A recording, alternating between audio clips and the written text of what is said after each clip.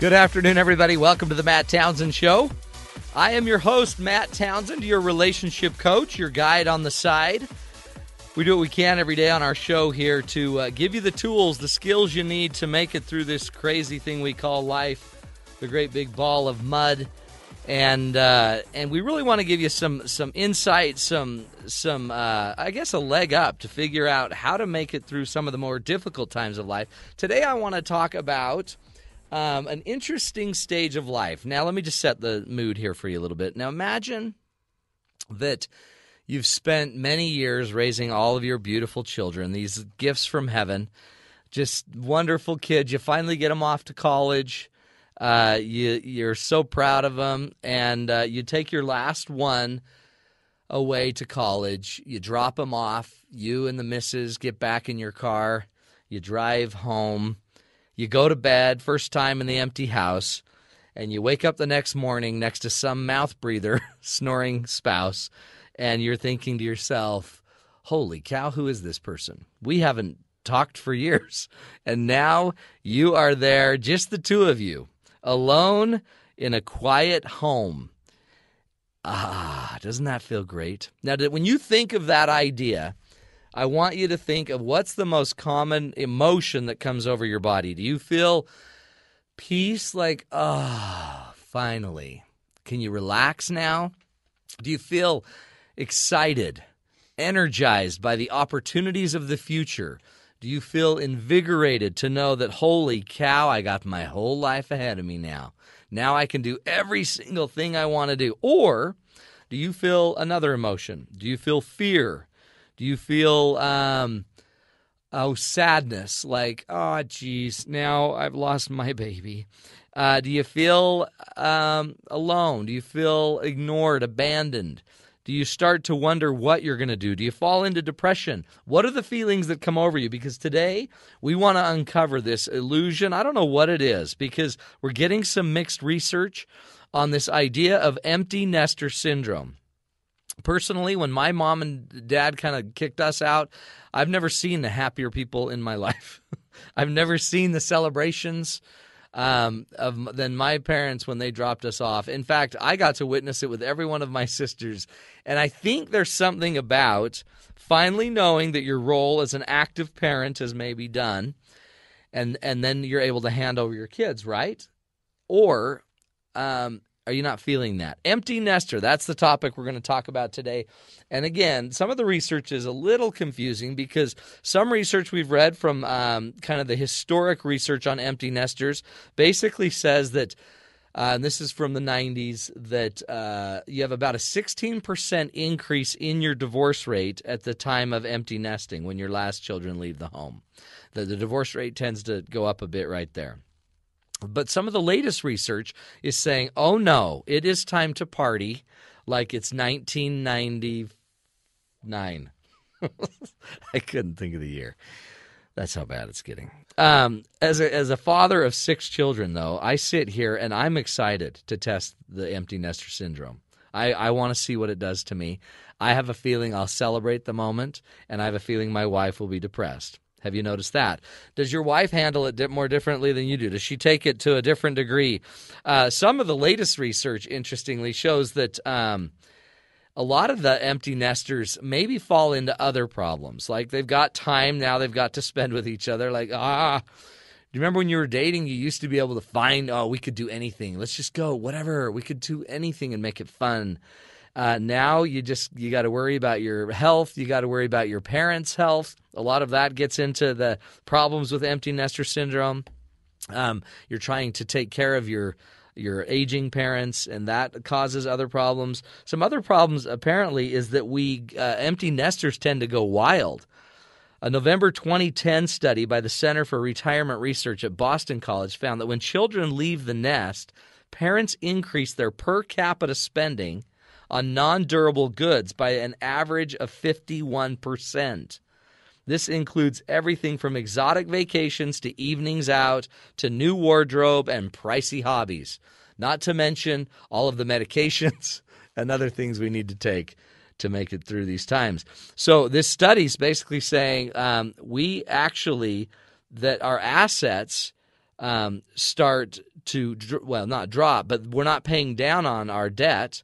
We're actually getting further in debt, which might cause other problems for the empty nesters. So, again, that's not a real empty nester syndrome. That's just, traditional aging problem. But apparently as we're aging and we're knowing we're going to be living longer, some of us are really amping up the game. We're picking up our game a lot more. Now, I've had clients come in, and I've struggled with this because forever these couples have spent so much time building their family, and the assumption is inherently if we work on the family, our marriage will do just fine. But what usually happens, I find, is marital satisfaction tends to go down a little bit with children, but your family satisfaction tends to go up. So you're feeling good as a family and then eventually your family will leave you if you're lucky. And some aren't so lucky. That sounds cynical. But some just have the kids keep coming back. And we'll get into some of these topics. But it's a big deal. And I want you to be thinking about your own relationship. I want you to think, just do a little gut check. What was your gut telling you when we were going over the idea of having everyone out of the home? So like for me, when I coach couples and work with couples, I can't tell you how many of them come to me and say, you know what, if it was just my wife and I, our marriage would be incredible. Like when we go on trips, boom, it's back. We are so in love. We can touch on each other. It's just incredible. Life is so great. And then we get home, and then there's the kids, and they just are horrible. I literally heard this in the last week. So I want you to be thinking about it. What's going on in your head, and how do we change it? By the end of the show, we're going to be giving you a bunch of tools, a bunch of ideas for how to take your empty nester marriage and make it not a depressing down thing, but make it something that really you can take to the next level. And I also want you to realize that you and your partner you're going to be different. I mean, remember, we all maybe derive our esteem differently. And your spouse, for example, she may have been really getting a lot of self-esteem, a lot of self-worth from being the mother, from having these kids and being a part of their life. I don't know what my wife would do if she couldn't talk to every one of my kids about their dating life. I think she's living vicariously through my children because our dating life is so horrible. But I think part of it is she just feels so fulfilled. And so I'm assuming, in fact, when we dropped our first daughter off at college, it was kind of lonely time for both my daughter, who said, "This bites. This college stuff's hard, Dad. It's not as fun as I thought it would be." And then that was about 2 hours, and then she found a bunch of friends, and it's been nothing but fun ever since. My wife, on the other hand, a little bit different story. Now she's left in a home with 5 boys and her husband, 6 of us, and I think she's going through empty nester syndrome right now. I think she's dying for anybody else to come back and just hang out and talk. So I think it comes down to who you are, how we're different. But on the show today, we're going to get in-depth on a bunch of solutions. We've got some great stories put together by some of our top-notch producers, and we're going to get in here. We're going to do a little bit of a roundtable. We're going to talk to some of the producers here and find out what's going on with their parents. Was the separation when they finally went away to college, was it a moment of joy or a moment of desperate sorrow? And so far I'm hearing joy, joy, joy, joy, joy. Hopefully we can open this up for you, give you some more tools and some more ideas. If you are an empty nester, get prepared. If you're not, get prepared. And let's start working on our marriages all the way through. No reason that they need to end in a divorce just because the kids go away, right?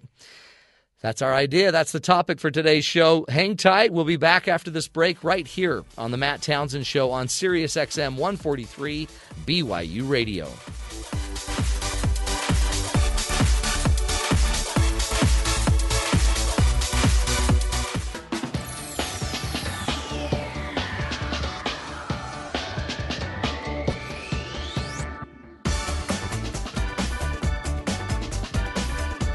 Welcome back, everybody, to the Matt Townsend Show.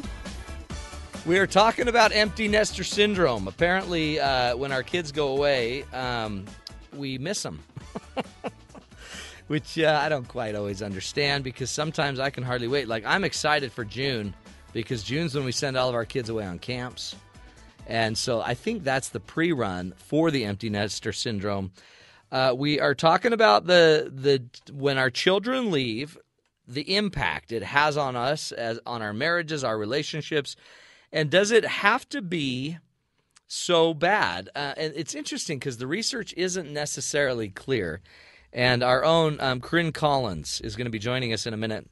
But we're going to listen to a bit of a featurette she put together, a little information on the research behind the empty nester phenomenon.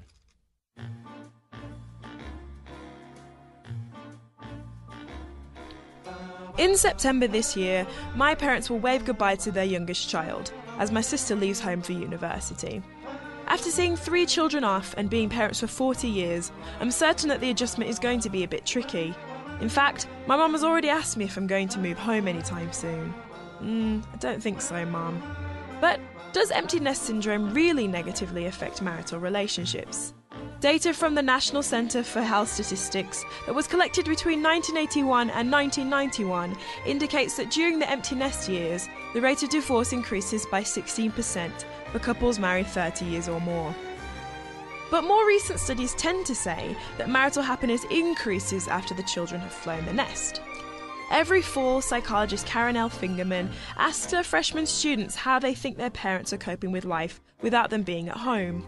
And every year students seem to think that their parents are worse off now the children are gone. But Dr. Fingerman's research indicates otherwise. In a study published in 2000, Dr. Fingerman interviewed women in their 20s with mothers in their 40s and found that both groups of women were what she termed almost sappily positive about their relationships.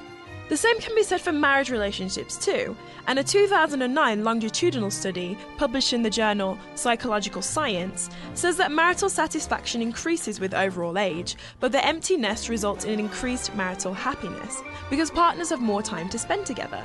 So where do the other statistics and worries come from? Well, there is no doubt that watching children transition to adulthood and leave home is difficult, a fact that my own mother has very much helped me to realise.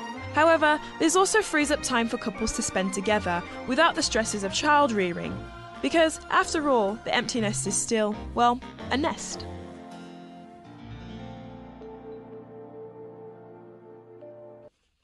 Excellent job. Corinne Collins, our almost BBC reporter, is joining us now for an in-depth discussion about this. Corinne, welcome to the show. Hello. Great job on that little package there. Thank you. Or, sorry, that featurette. So, your parents are glad you're gone. Well, kind of. They are now. Initially, when I left, my mom apparently cried for every day of the 2 weeks before I was leaving. So sad. But that's probably because I was leaving England and coming to America, See, so that she was was a bit a big frightened. step. And Yeah. she didn't know that you'd be an almost BBC reporter. Right. She didn't know I'd be taken care of. But you're not. You're not being taken care of. No. In fact, if she knew that you weren't eating properly and you hadn't bathed, well, you've bathed every day, but hypothetical. Anyway, so fill me in on the research because we're getting mixed messages here, right? So really what I'm seeing is that it depends on what we're talking about. If we're talking about parent-child relationships, how that is affected by empty nesting, it seems that the transition is hard. Parents think, oh, my child's leaving, I'm not entirely sure how that's going to affect our relationship, I'm used to seeing them every day. But ultimately, the transition helps them to move into a more adult relationship, more like a partnership or a peer-like relationship, equals. The research says. And then for marriage relationships, couples seem to have more time, and so they seem to spend more time together, and that can be either positive or negative. I was just wondering, is that a good thing? I mean, a lot of these couples haven't spent time for 20 years. Maybe that's why historically it was a shocker. But now maybe, too, we also have more options of what we can do with our time. Right, yeah, and I think so. It seems, the research seems to indicate that people tend to be happier after the children have left, simply because they don't have as much stress of the child rearing. Their worries change. They're not worried about the child day to day, and there's definitely not the stress of living with another person multiple other people. Well, and these people that you have to change their clothes, you have to wash their clothes, you have to feed them so they can get their clothes dirty. I mean, kids impact majorly our relationships, and so having them gone, I guess, is good. And it's also interesting that it's not forever. What we've always kind of learned is that the marital satisfaction is basically a U shape. Mm-hmm. So we start with really high satisfaction, then with every child it tends to go down like a U, this letter of a U, and eventually at the bottom we bottom out. And the research, I thought, historically said something about 20 years in is when you're kind of bottoming out, and then we tend to get better. is that I guess I have. Did you read anything in the research that marital satisfaction has changed? Is there a way to keep marital satisfaction up? Did you hear anything as you're going through this? Does it have to drop? We know that the divorce rate historically had gone up, and I guess a lot of people are waiting to divorce till their last kid gets out of the house. Then it hits the fan. I think that's an important distinction to make between people who are simply waiting to get divorced, and so they wait until their kids leave and then like, okay, see ya, and people who are trying, are intending to continue being married and their children leave and they're just adjusting. Having a child causes financial stress, Right. And time stresses the statistics show that children tend to cause more stress for couples, and after their first child, marital satisfaction does actually go down, and it can go up and down during the years. But a lot of the times, a lot of the couples express satisfaction after their children are left because they're proud of what their child's doing. Yeah. If they're going away to college or university or getting a job, and they think, oh, this is great, and then actually. It's not just the amount of time that's spent together, but the quality of the time. Right. So, there might be couples who spend a lot of time together while they're raising their children, but that changes when they get older and they are able to spend their money differently right. and things like that. Well, and now they're going to go on cruises and go hang out and do some things and start to get a life. Okay, good stuff, Corinne. Anything else we need to know about the research? If not, we're going to have you come back when you are ready to talk. We're gonna do a little round table. Anything else we need to know, though? No, I think that's pretty much it. Just spend good time together, enjoy the time that you have, and, don't worry so much about the kids. They'll be fine. Yeah, kids are big people, right? I mean, I work with them every day. We have an intern in here that's 16 going on 24. Cutest kid in the world, Bryce Tobin. He'll be in our roundtable coming up. But before we do that, I want to go to New York, and we've got some audio tape of some New Yorkers talking about, I guess, some of their tools, their skills for how some rules you set when you're letting your kids go away, and now you're an empty nester. My daughter graduated college, and she came home the following week, and she said, I rented an apartment, and I'm moving out. So I said, gee, is it big enough for you to take everything that's in your room? Everything? Oh, my heavens, She stop looked at that me. for a sec. Do you hear how sad she is? She's so sad. This poor lady feels like she's sad. She has lost. You're taking everything? Can it all fit, honey? Oh, poor lady. Keep going. Thing that's in your room? Everything? She looked at me. I said, and if you run short of money and you can't pay the rent at the end of the month, that's going to be your problem, not ours. And if you want to come home to have dinner, you have to call and make an appointment. Oh, my heavens. Stop that for a sec. What is happening to this woman? She's turning punitive. She's trying to intimidate. And you're going to have to do your own laundry. And you might die. But if you have to die, you have to die. Keep going, Rob. You have to call and make an appointment that you're coming. You can't just drop in. If you're moving away and you're on your own, then you're going to be on your own. Yeah, and you may die on your own and grow up, okay? Or you could just stay with mommy and put everything back in your room, and mommy could just keep you right where mommy needs you. I cried when my sons moved out. Now, they were grown men, but they was with me all their lives. So for them to get married and move out, that really, really hurt me. And even now, I miss my boys. I miss them terribly. It's just something that you always miss them if they're not home. They visit, they call you, but it's not the same. It's not the same. I wasn't ready for them to leave home. I thought they should have stayed there with me forever. I thought that they should have just married. Hey, nothing wrong with that. What's the worst thing that could happen with an adult staying with their parents forever? Developmentally, maybe not the healthiest thing. Maybe they wouldn't have other friends, but at least they'd have mom. Forever. I thought that they should have just married and brought their spouses in there to live with me. Oh, yeah. Because who wouldn't want to live with your mother? Think of that, you guys. I mean, do you hear what's going on? This is the problem with empty nesters, right? And by the way, not all of you have this. Some of you don't even feel this way. But apparently some do, and it's real, and there's a real depression. You can even hear it in their voices. By the way, it's so crazy that they're even thinking, let's just raise everyone in my home with me, where I can have power and control over them. Married and brought their spouses in there to live with me. They should never go anywhere. They should be there so I could still witness their life. What sometimes overcomes me is the silence. So when I walk in the house, I turn on the television. I may even turn on the radio because I need to have the energy of other loving things and voices around me. Yeah. The emptiness blues is not knowing on a daily basis by looking them over whether or not they're okay. My baby boy said he wasn't moving out. He said he gonna get married and his wife gonna move in with me because he liked the way I cook. Oh, yeah. Who would leave Mama if you're going to cook for me? That is, see, look at, they're trying to get their hooks in. They're finding little ways in. Oh, it's just interesting. Keep going. This is great. He liked the way I cook. I done told him I'm waiting for him to move out so I told my old one he got next year be out of school. I said I can boot him on out. I'm just waiting to boot him out. And I said after that I'm not cooking nothing. I'm going out to eat every day. When he went away, he wanted to go to Los Angeles, and everybody said, "Oh, that's so far away. Are you going to let him go?" And I said, "Oh, yeah."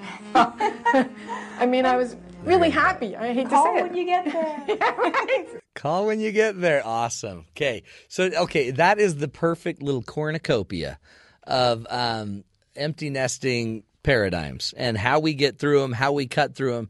Look, everyone's bringing something different, from depression to obsessive compulsion. I mean, you got everything on the smorgasbord. And so you be thinking, which one of those sounded most like you? When we come back from the break, we're going to do a little round table with our producers here. We're going to get a taste of their lives and see how their families are faring without them being around. Then we're going to get into some real-life solutions, some tools, some ideas for how you make empty nester a happy, productive time of your life instead of a major drain in your life. That's what we're talking about, folks. Empty nesters. Are you one of them? Are you going to be? That's what we're talking about on the Matt Townsend Show on Sirius XM 143 BYU Radio.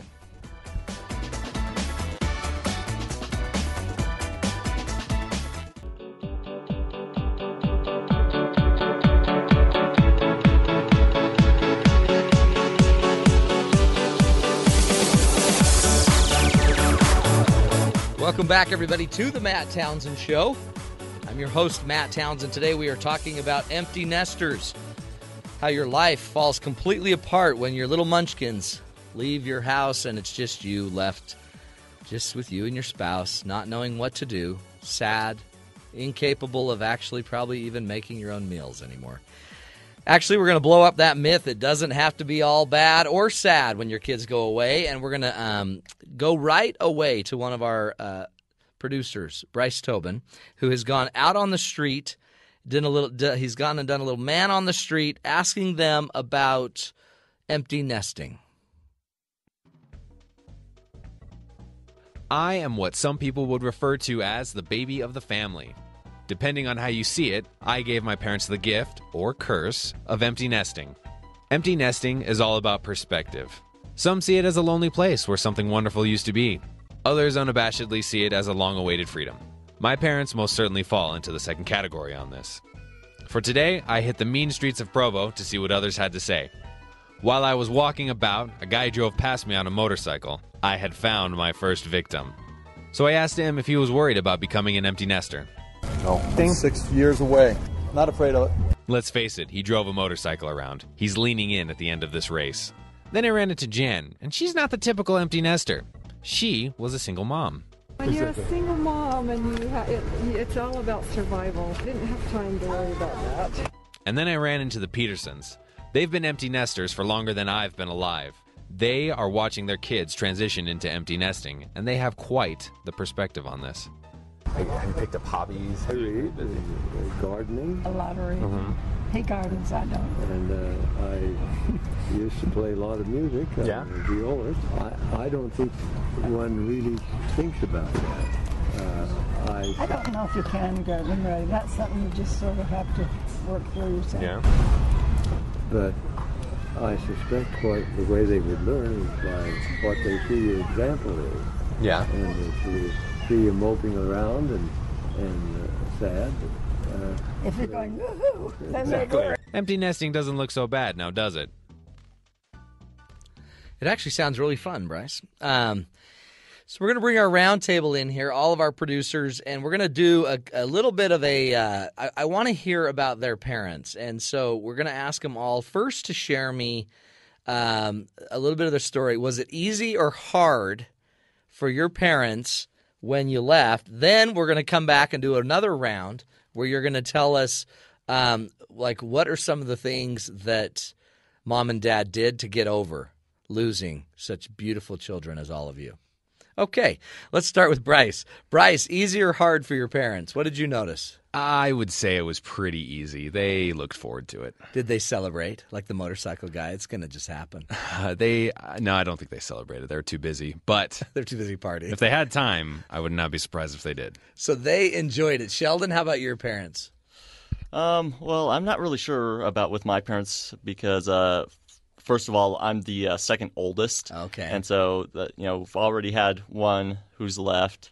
And they didn't want to set a precedent of too much partying. How many kids are under you? There were 4 more after so me. They've got a lot of time. Yeah, they want to pace themselves. Yeah, so I don't think there was a whole lot of partying going on. And, I left in stages and stuff. And so. Just like parts of you left and then parts of you stayed? I left. You came and went and came and gone. I lived on a church mission, came back, then left for a little bit, moving out, and then had to move back in, eventually coming down here to Brigham Young University. And, I was gone at that point already. See, that's like the slow Band-Aid approach. You just slowly tear that Band-Aid off one little turn at a time. Let's go to Sam. Sam, what's your story?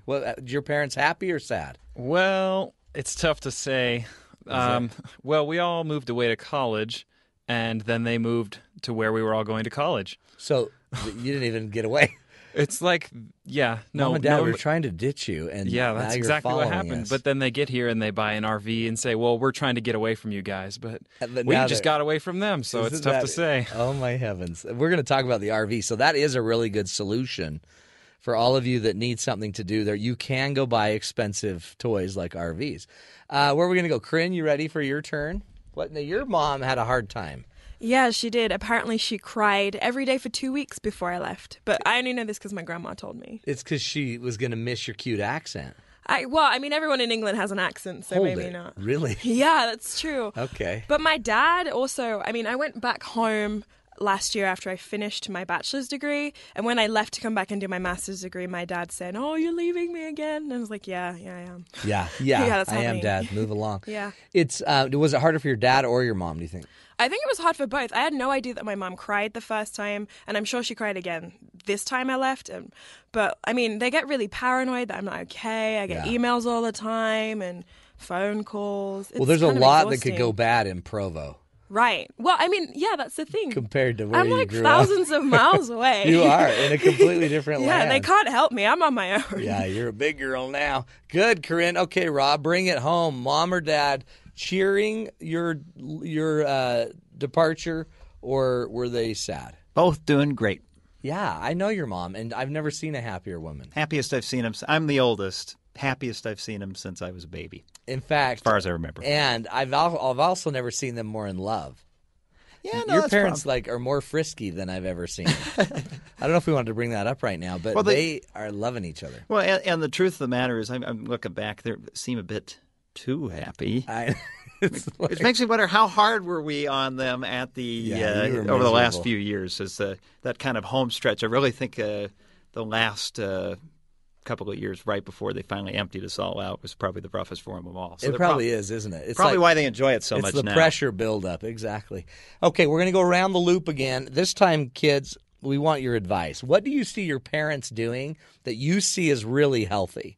A healthy way to kind of transition into empty nesters. All of our listeners are dying for solutions.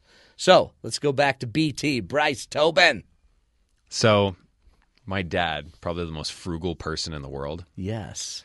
He bought a drum set Wow. Really? He bought a drum set. That's when I knew something He's just was picking up drumming now. Exactly. And yeah, he really did. He's This is never a really done lifelong it. dream. It is, actually. Many steering wheels died at his hands while drumming. While he's paddling. Yeah. Yes. You know, they call that a midlife crisis. I don't think that's an empty nester thing. That's just midlife crisis. Well, then the follow-up to Okay. that, they moved to Austin, and they built a house. Uh-huh. Brand new house. Brand new house. Those Now are the cheap, kids right? Are gone. Yeah. In Austin. They downsized, I guess. Yeah. I don't know. Well, they wanted a house that was, I guess, wheelchair accessible. Right? Or- That's how I'd be thinking as a senior, is I need it one story. Maybe not. Just to give you an update, my dad just sent me a text Is he concerning he said, Bryce, your mom was heartbroken. Oh, cute. I don't know. I think he's just being cute. Yeah. Tell him to go drum. Yeah, exactly. Thanks, Dad. Exactly. That is great, though. So- He's listening. So, Mom, that's neat, because Mom was sad, but Dad, notice he didn't make a comment about him. Exactly. We were dead on with that. He wanted me to quit making noise so he could make his own noise. That's good. So after all that, then another lifelong dream fulfilled for my dad. He bought a pool, because those are cheap, right? Oh, those are way cheap. Yeah. And so he bought a pool. So they're the party house. They really were. They have a drum set and a pool. Yes. Okay, so if you're out there in listener land, drum sets and pools are what we do when we empty nest. Easy fix. Totally easy fix. Okay, wow. Let's go to Sam. Sam, now your dad bought an RV. He sure did. Those come cheap too. Oh, definitely. What? So they're just traveling? Is that what they do? I think the thing that they do with it most that makes them the happiest is just weekend trips and trying new restaurants on those weekend trips. Do they really? Yeah, all the time. Are they just do they just look like young teenage kids out on a?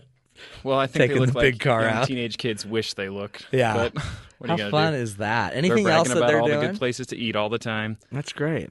Yeah. So they're I'm really dating. jealous. They get to date.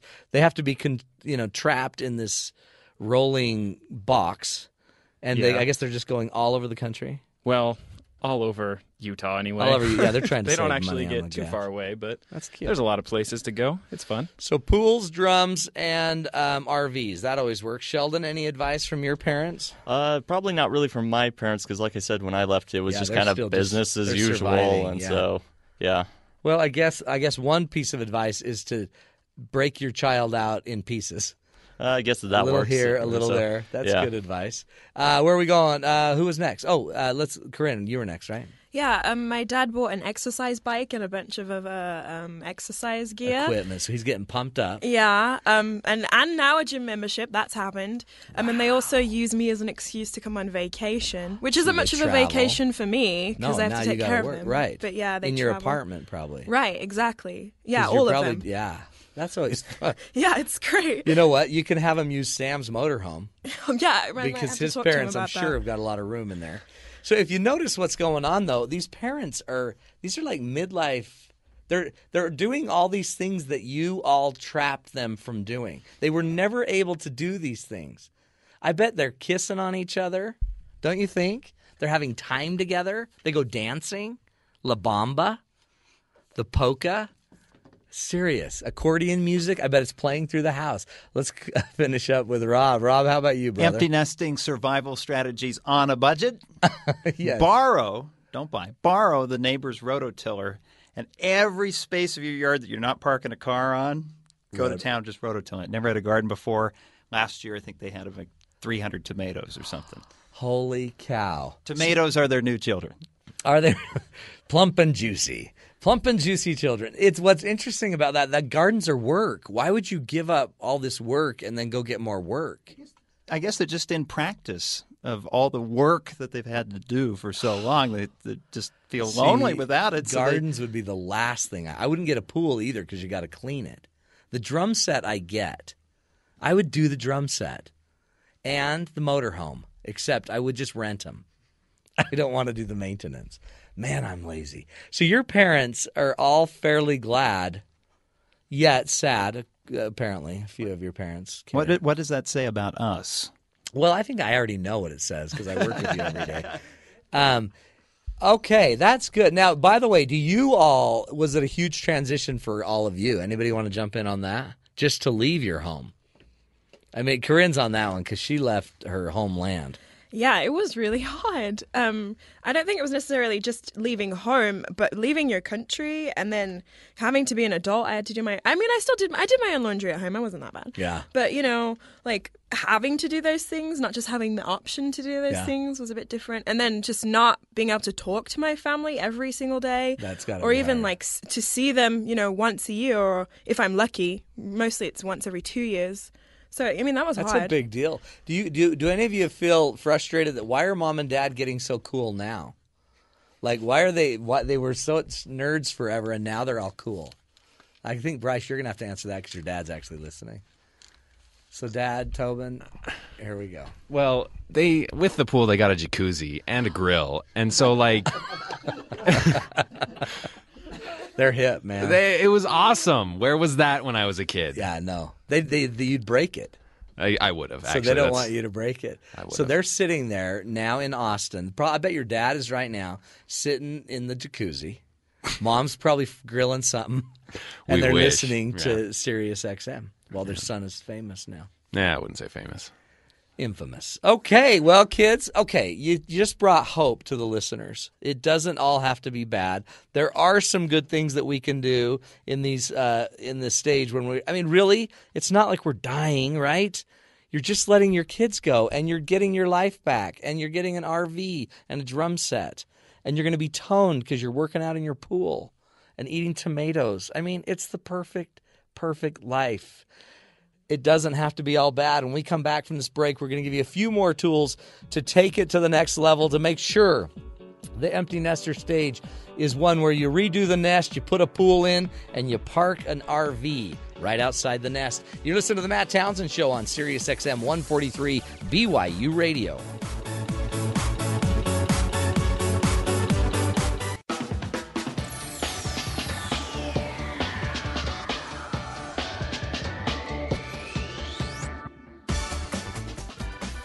Welcome back, everybody, to the Matt Townsend Show. We're talking about empty nesting, and it doesn't have to be your downfall. There are plenty of things you can do. You can be a member of the Good Sam Club, which drives their Winnebagos. I think that's what it's called, all over the country. You can go rototill your lawn and turn it into an incredible garden, raise tomatoes and feed them to the neighborhood. There's a lot you can do. You can just go to the gym, get a six-pack, abs of steel, like Corinne's father. There's a lot that can go on. You can just keep surviving, like Sheldon's parents, who are just glad one's out, 4 more to go. There's a million things you can do. They're not all bad. And some of you got to watch out, because you may be noticing that some of your kids won't actually empty the nest. They are going. They're what we call the failure to launch. Not really, but these are the ones that have got maybe too much debt. They're still in school. They've got issues or problems, and financially they can't get out of the house. And you know what? They're not even going to give you a chance to get a drum set and to play, because they're going to be in that back bedroom you're dying to turn into a den. Let's go to Rob Sanders as he explores that subject. So you went to all this trouble to get your kid off to college, working overtime, mortgaging the house, anything just so little Junior and little Juliet get an edge over the competition on this 21st century economy and go off and make lots and lots of money. Those of you who asked to come to this school because it was away from home, wanted to see if you could be independent. Okay, good to that point. Now you're graduating. You're going back home. I'm back! Says Junior as he comes through your front door with his diploma in European Middle Ages cultural diversity in his hand to hang on your wall, in your frame, in your house, paid for with your home equity loan payment, where he sits in your chair in front of your TV watching the exact same cartoon he was watching 5 years ago when he left for college. You're watching Boomerang. This is very disappointing. Boomerang being the term the Pew Research Center calls those 1 in 3 adults ages 25 to 34 who are coming back home, the highest rate since, practically right after World War II. By October 16th, 1945, home were the sailors from the wars. And a lot higher than back in the 1980s when you and practically every other adult was going out and forming their own households. 20-somethings who are moving back in with their parents after graduating from college. But if it makes you feel any better, it's just as bad in the UK, Worse, in Italy, where they even have a word for it, they call it a bambiccione, which I hear means big baby. You live with your parents? Is that a problem? So is Generation Y just lazy? Maybe, but those jobs just aren't paying what they used to, especially if you have to go work at the grocery store after graduation because it's the only job you can find, right? Hey, plus those student loan payments, there's no money left for rent afterward. His parents want him out. He's 35 years old. He still lives at home. That is not normal. It's going to take a stick of dynamite to get me out of my parents' house. It's not that Gen Y doesn't want to form a household and get married. Polls and data show huge support for it. Problem is, they just don't have a whole lot of confidence that they're going to be able to pay for it. Buster, you can't do that on the balcony, buddy.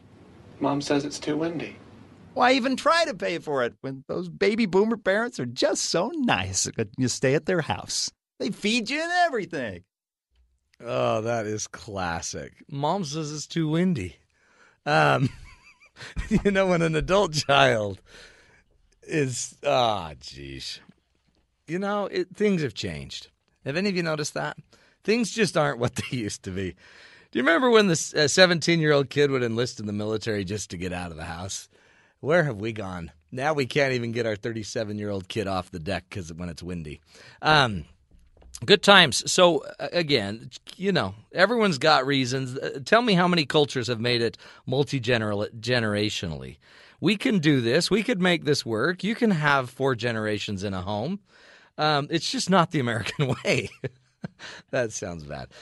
It's maybe not the American way, but sometimes it's just what you got to do. So if you have to bring one under your wing, bring them under your wing for a while, get them all dried off, get them warm, get them fattened up a bit, and then send them back into war.